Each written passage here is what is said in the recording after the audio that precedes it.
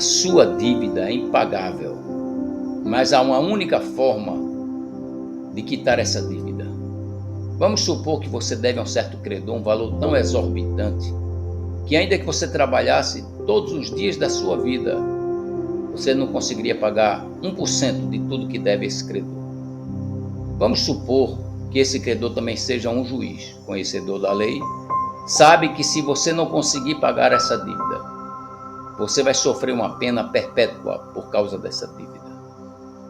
E esse credor, ele é muito amoroso, benigno, longânimo, misericordioso, gracioso. E ele, sabendo que você seria condenado de toda forma, olhou para o seu filho, um único filho, e disse: meu filho, nós podemos pagar essa dívida no lugar desse devedor. Então, você vai pagar no lugar dele. E assim foi feito. Deus mandou seu único filho, Jesus Cristo, para pagar toda a sua dívida, todos os seus pecados, porque você não pode pagar nenhum deles. Conforme está escrito no Evangelho segundo escreveu João, no capítulo 3, versículo 16. Porque Deus amou o mundo de tal maneira que deu o seu único Filho, para que todo aquele que nele crê não pereça, mas tenha a vida eterna. O versículo posterior diz: quem crê nele não é condenado, mas quem não crê já está condenado, porquanto não crê no unigênito Filho de Deus. Portanto, meu amigo, Deus mandou seu único Filho ao mundo para pagar todos os seus pecados. E ele pagou com o sangue que derramou na cruz.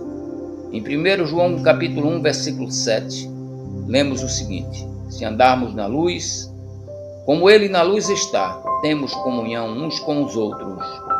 E o sangue de Jesus Cristo, Filho de Deus, seu Filho, nos purifica de todo o pecado. Todos os seus pecados foram pagos pelo Senhor Jesus, com o sangue dele, porque você não pode pagar nenhum. Você é um pecador perdido, como todos os homens são. Em Romanos, no capítulo 3, versículo 10, o apóstolo Paulo, inspirado pelo Espírito Santo, escreve: como está escrito, não há um justo, nem sequer um. Não há quem entenda, não há quem busque a Deus. E no versículo 23 ele diz: porque todos pecaram e afastados estão da glória de Deus. Isto inclui você também, meu amigo. Portanto, o amor de Deus foi tão grande para com você, que ele deu seu único Filho para pagar a pena por todos os teus pecados. Ele nunca pecou, mas ele morreu naquela cruz porque ele quis. Como diz o versículo que já lemos antes, porque ele te ama. João capítulo 3, versículo 16. O amor de Deus é inigualável. Eu gostaria de fazer uma pergunta a você. Vamos supor que um homem foi condenado em um dos estados dos Estados Unidos, onde existe a pena de morte, à cadeira elétrica. Mas você amaria este homem de tal forma, que pedisse às autoridades daquele estado nos Estados Unidos para não condenar aquele homem, tirar ele daquele lugar e colocar o seu único filho para morrer eletrocutado no lugar daquele homem? Você faria isto? Nem eu faria também. Mas Deus amou inexplicavelmente o homem, que deu seu único filho, Jesus Cristo, para morrer, para pagar o preço, a pena por todos os teus pecados e pelos meus também. Foi isso o que o Senhor Jesus fez. Ele morreu porque ele quis, não foi porque ele não pudesse se livrar daquela cruz. João no capítulo 1, versículo 1 diz: no princípio era o Verbo estava com Deus e o Verbo era Deus. Todas as coisas foram feitas por ele. Ele é Deus, o Filho. E diz, versículo posterior: o Verbo se fez carne e habitou entre nós, cheio de graça e de verdade. Pois Jesus Cristo, ele sempre existiu junto com o Pai e o Espírito Santo. Deus sempre foi, é e sempre será Pai, Filho e Espírito Santo. E o Filho de Deus sempre foi Jesus Cristo. Ele sempre existiu junto com o Pai e o Espírito Santo em espírito. Há 2000 anos para cumprir o plano de Deus juntamente com ele e o Espírito Santo.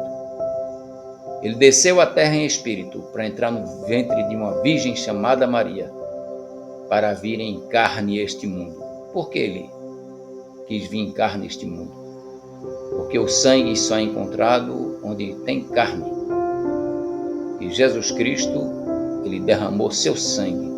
Ele veio para isso, só para morrer, para pagar todos os teus pecados com o sangue que derramou. E ele provou que morreu porque quis, ao terceiro dia da sua morte, quando triunfante saiu vivo com o corpo físico do túmulo, em carne e ossos.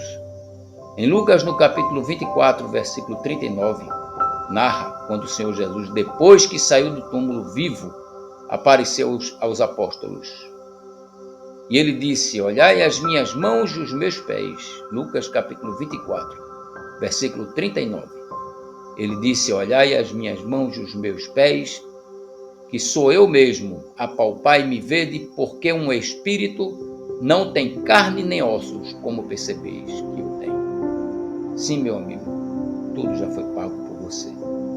O juiz eterno, Deus, ama você de uma tal maneira que mandou seu único filho para morrer para pagar uma pena que não era dele. Nem você, nem eu podemos pagar. Ele pagou no teu lugar e no meu lugar todos os teus pecados com o sangue dele. Portanto, o que você precisa fazer?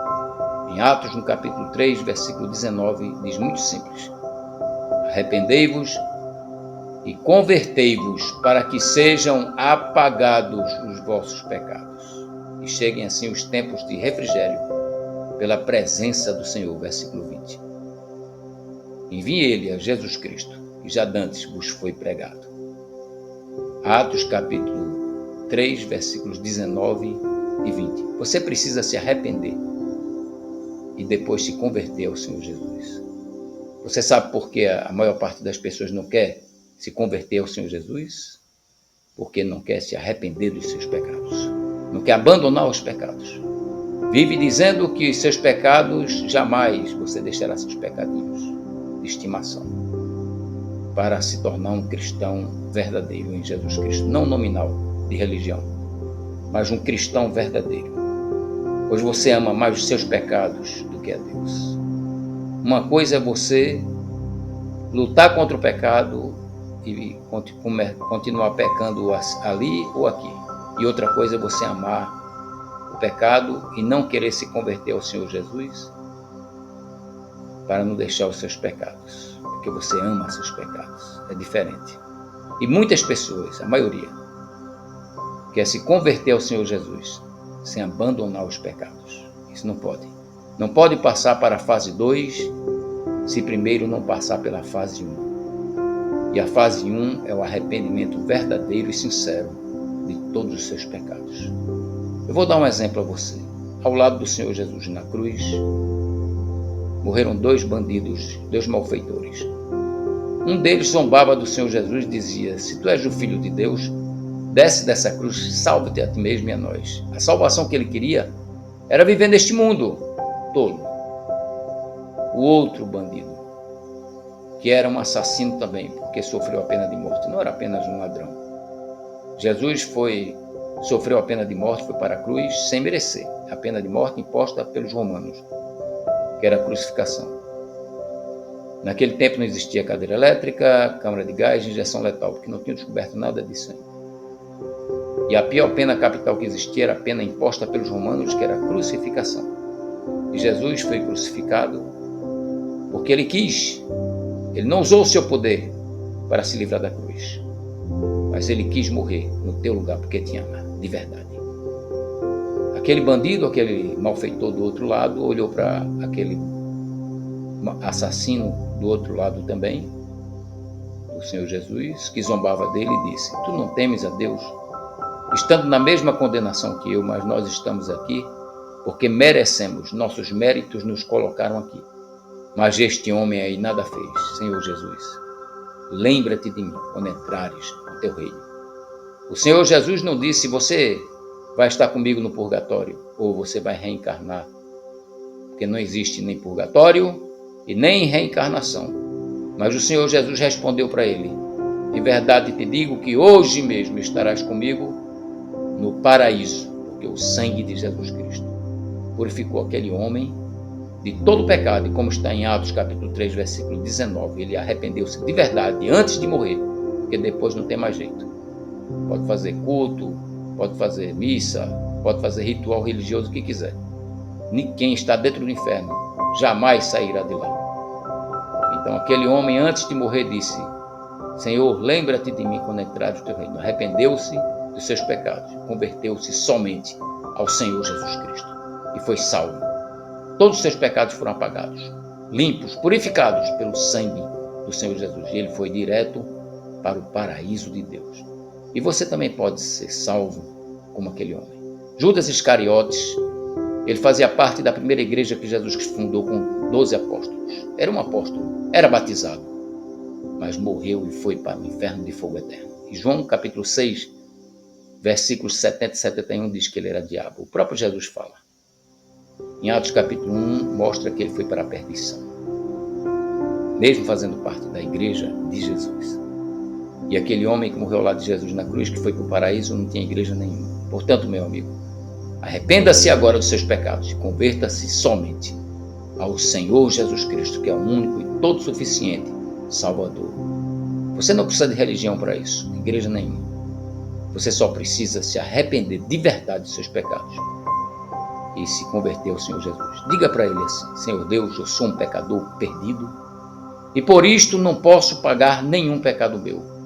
Mas eu creio de todo o meu coração que aquele sangue que o Senhor Jesus derramou na cruz foi o único pagamento por todos os meus pecados. Eu creio, Jesus, que o Senhor ressuscitou em carne e ossos, que estás vivo aí no céu agora em corpo físico olhando para mim. Eu me arrependo agora de verdade de todos os meus pecados. E te peço, Jesus, me purifica agora de todos os meus pecados com o teu sangue. E me dê agora mesmo o teu Espírito Santo para morar neste momento no meu coração, para eu ter a certeza agora de morar no teu paraíso. Pois eu te recebo agora, Jesus Cristo, como meu único Salvador e Senhor. Ó Deus, eu te imploro, em nome do Senhor Jesus. Amém. Se você fez essa oração não como uma reza, mas se essas palavras saíram de dentro do seu coração, você a partir de agora é um filho verdadeiro de Deus, salvo da condenação eterna ao fogo do inferno que o Senhor Jesus falou que existe e só veio a este mundo para lhe salvar deste lugar. Portanto, meu amigo, receba Jesus como seu Salvador e Senhor, e você terá a vida eterna no céu de Deus.